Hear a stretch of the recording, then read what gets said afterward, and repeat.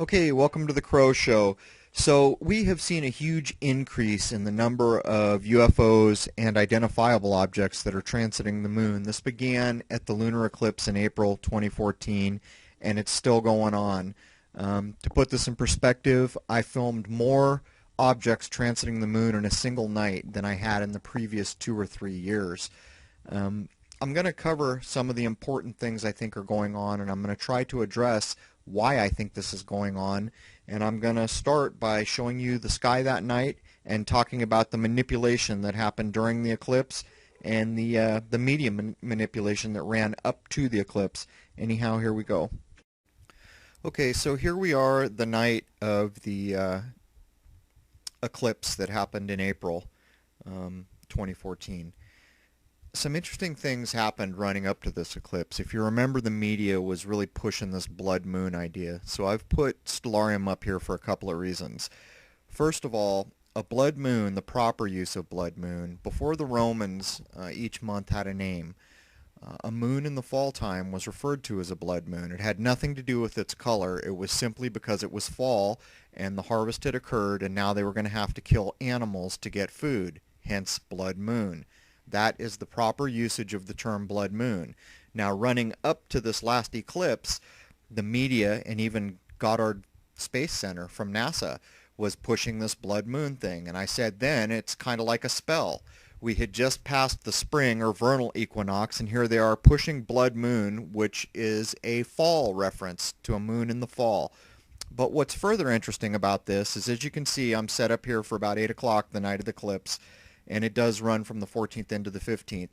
You can see the moon here in Virgo, as was Mars. This is Mars up here in Virgo. Vesta was also in Virgo. And you can see I've got circled here this little star Spica. Now, Spica is an important star. It's referencing what Virgo is holding in her hand because she rises at the fall equinox, which is harvest time. And Spica, you always look at the etymology of words. If you look at the derivation of the word in Latin, it means ear of grain. And in our tradition, that grain is usually wheat.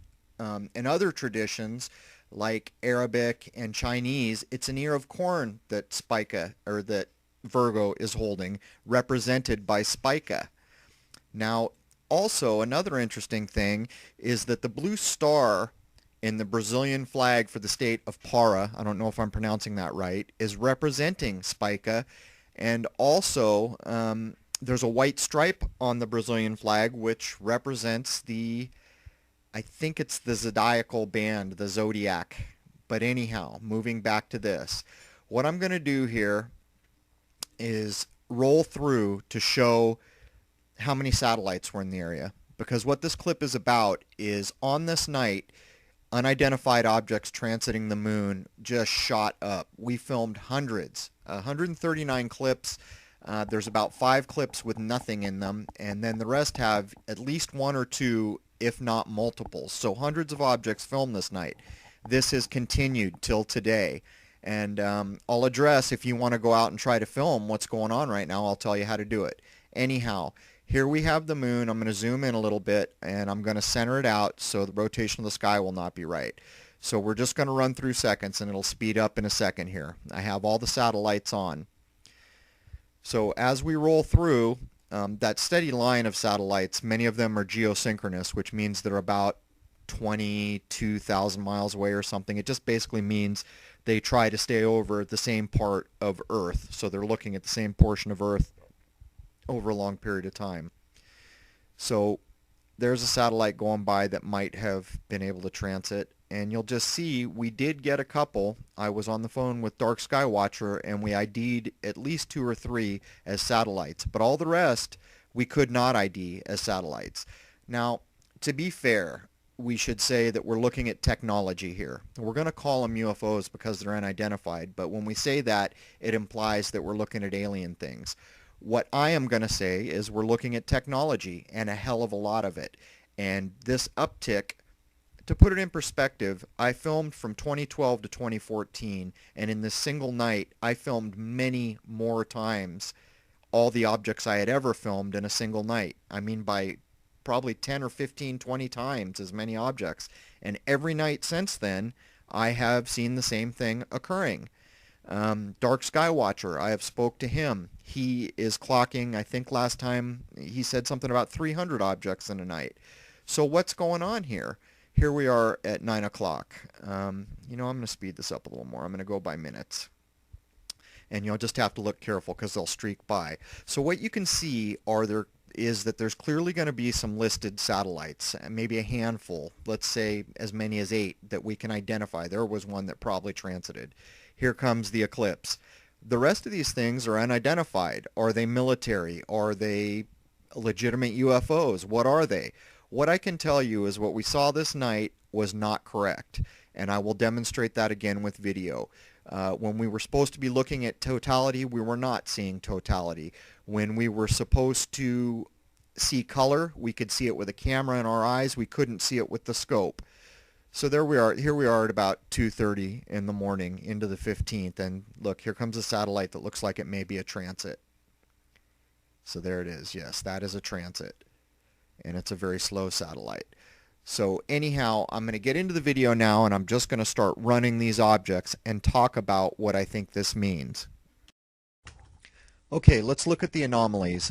You're about to see footage through the scope that shows totality just about to occur and absolutely no color. And then I'm going to follow it with a clip that was shot 1 minute after the scope footage that shows the exact opposite. Here's the scope footage. You're almost to totality. There's barely a sliver of light there, and it is completely black and white, not a drop of color. Now, this is low magnification, no eyepiece. We're just simply collecting more light. Here's a clip that was shot 1 minute after the footage you just saw, and there's all kinds of color, which is what my eyes saw, and look how far from totality we are. So the simple act of collecting more light at a slightly higher magnification has allowed us to see the manipulation here, because that's what I'm calling it. It's manipulation. It just does not add up. I'm going to run these side by side. On the right is the telescope just before totality with no color. On the left is a clip that was taken 1 minute later without the telescope, just the camera, and we're quite a ways from totality, and there's all kinds of color. Now, when we start to think what's going on here, and then we realize that I also filmed the lunar wave, is that the source of the manipulation we're seeing here? So, shot sometime between 10:45 and 11, I filmed the wave, and here it comes from the upper right. There's the first wave coming down, and as always, it's in pairs. There's the second wave coming down. I'm going to do this one more time, running a filter so we can get a slightly better view. Here it comes in at the upper right. There's the first wave. And then here comes the second wave. Now, we're going to need to talk about the uptick in objects here. So I'm going to jump over to Stellarium to give you a visual so you understand what we're talking about just for a minute, and then I'm going to show you a parade of objects that were shot this night that we know for a fact were in space. Here we go. Okay, as I begin to run these objects, I want to show you what a half a degree of sky is, which is the full moon. I want to do this to show you that to be able to see this number of objects transiting an area of sky, I want you to be aware of what it actually is. So there is roughly, it's just slightly over a half a degree of sky. So keep your eyes on this little line I just drew and fake like it's an X, and that shows you the full moon, the size of the full moon. Now when I zoom out, that is the area of sky that these hundreds of objects each night are transiting. That's crazy. Look at all this sky, yet they're transiting this one little area of sky occupied by the moon.